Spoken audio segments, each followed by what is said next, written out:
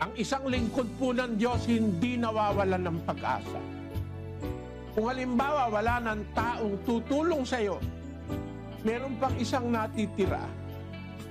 Meron pang isang Diyos na mas nakakaunawa ng lahat ng bagay kaysa sa kanino man tao.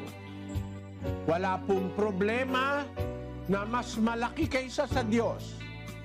Malaki ang Diyos kaysa lahat ng problema. Magtiwala lang po tayo, humingi tayong may pananampalataya. May Diyos, meron siyang magagawa, meron siyang maitutulong.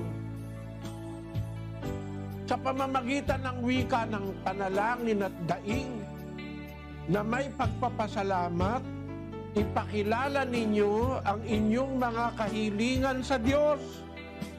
At ang kapayapaan ng Diyos na hindi masayod ng pag-iisip ay mag-iingat sa inyong mga puso at sa inyong pag-iisip kay Kristo Jesus.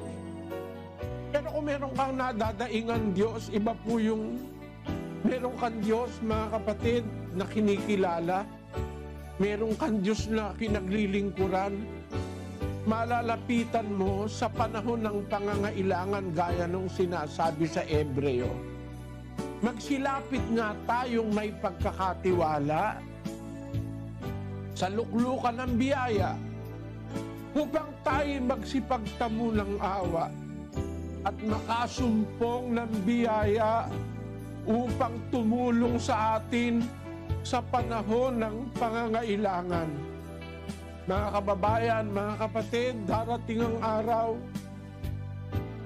kakailanganin natin ng Diyos.